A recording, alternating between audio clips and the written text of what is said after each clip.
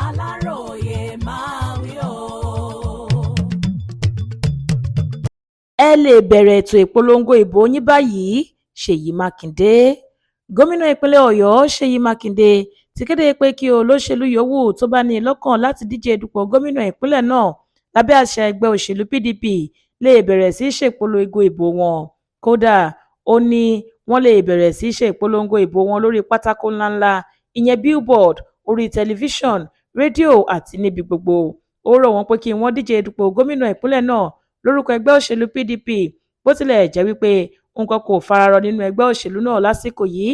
Láti ọdún 2023 lẹ́yìn tí wọ́n parí ìbò ààrẹ tán ní ẹgbẹ́ òṣèlú PDP náà tí kò sínú wàhálà ńlá.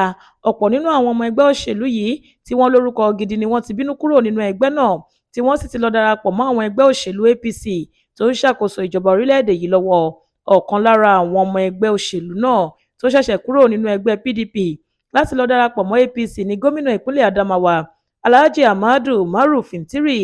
Aláròyé gbọ́ wípé nínú ètò ìdìbò sípò gómìnà nípínlẹ̀ Ọ̀ṣun tó máa wáyé nínú oṣù kẹjọ ọdún yìí tí àjọ INEC gbé síta, orúkọ olùdíje ẹgbẹ́ òṣèlú PDP àti ti Labour kò sí níbẹ̀ rárá. Bẹ́ẹ̀ ni wọn kò sọ ìdí tí wọ́n ṣe bẹ́ẹ̀ fáwọn ará ìlú.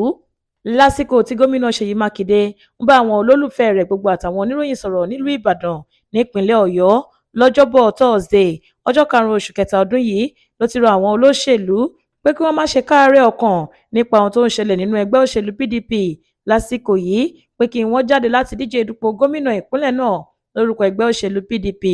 Ó ní wọ́n fi àsìkò yìí sọ pé olóṣèlú yòówù tó bá nífẹ̀ẹ́ sí láti díje dupò gómìnà ìpínlẹ̀ Ọ̀yọ́ lè bẹ̀rẹ̀ sí í ṣe ìpolongo ìbò rẹ̀ láti òní yìí lọ.